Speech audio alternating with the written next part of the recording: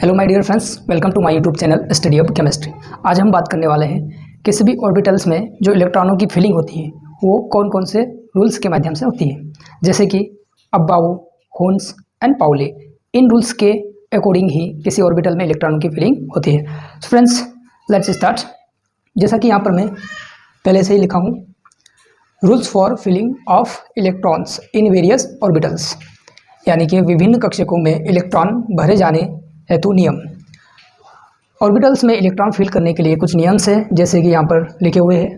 First नियम है about नियम, अबाउ प्रिंसिपल, जिसे कि N+1 रूल भी कहते हैं।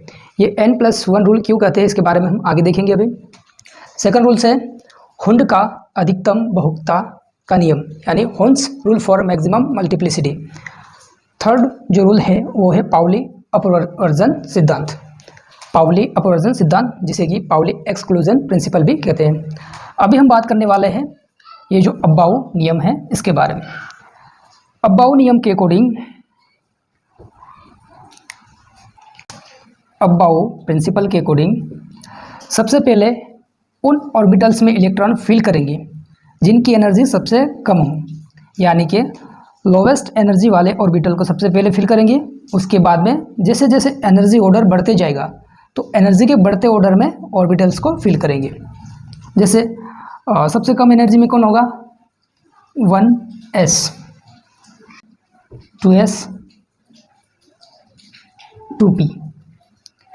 इस तरह से इनका जो ऑर्डर रहेगा वो सबसे पहले इसमें एनर्जी कम है इसलिए 1s को फिल करेंगे। उसके बाद में इससे थोड़ी सी ज़्यादा एनर्जी 2s में होगी तो 2s को, उसके बाद में 2p। इस तरह से एक चार्ट बनाया गया था जिसे कि अबाउ नियम के द्वारा एक्सप्लेन किया गया था। सो चार्ट बना लेते हैं जिससे कि हम इसको और आसानी से समझ सकते हैं। जैसे ऑर्बिटल कौन कौन से होते हैं, S, P, D and F। तो इसके अकॉर्डिंग एक डायग्राम बना लेते हैं, जैसे 1s, 2s, 3s, 4s, 5s, 6s, 7s और 8s। अब अगला पॉइंट क्या करेंगे, अब P के लिए एक 1s को छोड़ देंगे और यहाँ से 2p, 3p, 4p, 5p, 6p, 7p। अब 8 की जगह पे 1p छोड़ देंगे। अब बात करेंगे इसके बाद में D के लिए ये 2 को भी छोड़ देंगे, यहाँ से लिखेंगे हम 3d, 4d, 5d और 6d। यहाँ पर भी एक 7d छोड़ देंगे क्योंकि d जो है 3d, 4d, 5d, 6d होते हैं, 7d नहीं होता है। अब f की बात करेंगे तो f, 4f और 5f दो ही है अभी तक ज्ञात। तो इसके अकॉर्डिंग तो यहाँ पर जो एनर्जी ऑर्डर होगा कुछ इस प्रकार से होगा। सबसे कम एनर्जी s में होगी, तो सबसे पहले इलेक्ट्रॉन किस में आएगा, 1s। 1s के बाद में वापस से कुछ इस प्रकार से आएगा, 1s के बाद 2s, 2s के बाद वापस 2p, 2p के बाद 3s, 3s के बाद वापस से 3p, 3p के बाद 4s, 4s के बाद वापस से 3d, 3d के बाद 4p, 4p के बाद 5s, 5s के बाद वापस से 4d, 4d के बाद 5p, 5p के बाद 6s, 6s के बाद 4f, 4f के बाद वापस से 5d, 5d से 6p, फिर 7s, फिर वापस से 5f, then 6d, then 7p, then 8s। ये जो डायग्राम ड्रॉ किए इसके माध्यम से अबाउ ने जो एनर्जी ऑर्डर्स को एक्सप्लेन किया था। जैसे कि इसे सिंपली लिख सकते हैं हम, जैसे सबसे कम एनर्जी 1s में है तो इसको हम पहले लिख लेते हैं 1s। उसके बाद 2s, ये एनर्जी ऑर्डर है ना, 2s। इसके बाद में 2p, उसके बाद 3s, 3s के बाद में 3p, 3p के बाद ये देखो 4s, 4s, 4s के बाद में 3d, 3d के बाद 4p, 4p, 4p के बाद आएंगे यहाँ पर देख सकते हो 5s, 5s, 5s के बाद 4d, 4d के बाद 5p, 5p के बाद 6s, 6s के बाद में 4f, 4f के बाद में 5d, 5d के बाद 5d के बाद 6p 6p के बाद 7s 7s के बाद 5f 5f के बाद 6d 6d के बाद हो जाएगा 7p 7p के बाद होगा 8s। सो ये है एनर्जी ऑर्डर, एनर्जी ऑर्डर,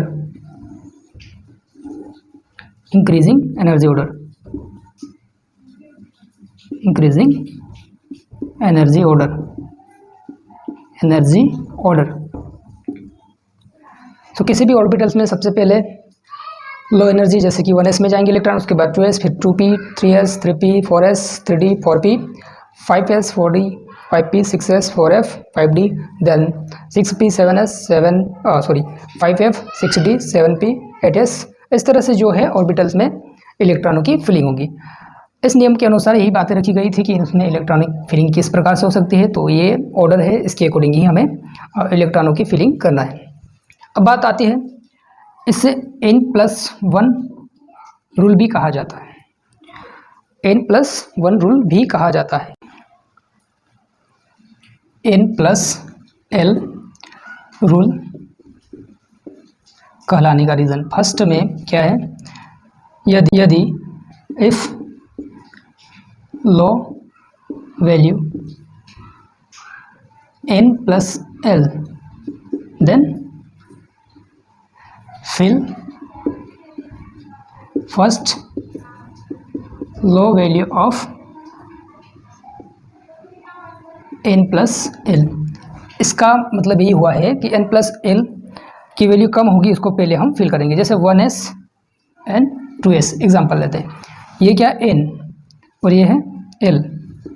यहाँ पर n की वैल्यू 1, l की जगह क्या लिखेंगे हम, s के लिए क्या वैल्यू होती है 0, तो ये हो जाएगा 0। और यहाँ पर n कितना है, n+l, n जो है 2 है, प्लस s के लिए 0, l वैल्यू कितनी होती है 0 होती है। जैसे यहाँ पर इस तरह से देख लो, l वैल्यू s के लिए 0, p के लिए 1 और d के लिए 2, f के लिए 3, इस तरह से l की वैल्यू होती है। तो यहाँ पर ये रूल्स बेसिकली यही बताना चाह रहा है कि l+l, n+l की जो वैल्यू कम होगी उसको भी पहले फिल करेंगे। यानी कि लो वैल्यू किस में है, इसमें है n+l करने पर, कम वैल्यू किस में है, ये वाले में, इसमें एक ही है और इसमें 2 है, तो पहले फिल किसको करेंगे, इसको, इसलिए इसको n+l रूल भी कहते हैं। सेकंड पॉइंट इसी में, इफ n+s वैल्यू सेम, ये n+l वैल्यू दोनों ही सेम है, इसमें भी और इसमें भी सेम होगी, तब क्या करेंगे, then check low value of n। यदि n और l की वैल्यू सेम हो जाती है तो हमें क्या करना है, n की कम वैल्यू को चेक करना है। जैसे 4f and 5d, n value कितनी है 4, n+l, तो n वैल्यू 4 है, f के लिए कितना बताया था l वैल्यू, ये रहा 3, तो ये हो जाएगा +3, कितना हो जाएगा 7। यहाँ पर n कितना है 5 और l n 5, d के लिए l कितना है 2, तो यहाँ पे लिख सकते हैं हम 2, ये हो गए 7। अब दोनों में 7 आ रहे हैं, इसमें भी और इसमें भी। अब कैसे कंसीडर करेंगे कि कौन सा लेस एनर्जी वाला है, तो इसके लिए n+l रूल्स के अकॉर्डिंग जिसमें n वैल्यू कम होगी, ये जो n वैल्यू कम होगी उसको हम लेस एनर्जी ऑर्बिटल कंसीडर करेंगे और उसको पहले फिल करेंगे। जैसे n वैल्यू इन दोनों में से इसमें कम है तो पहले ये वाला फिल होगा, ये वाला ऑर्बिटल फिल होगा, इसलिए इसको n+l रूल भी कहा जाता है। ये था अबव प्रिंसिपल के बारे में। अगले जो 2 प्रिंसिपल है वो नेक्स्ट पार्ट में देखेंगे हम। So thanks for watching.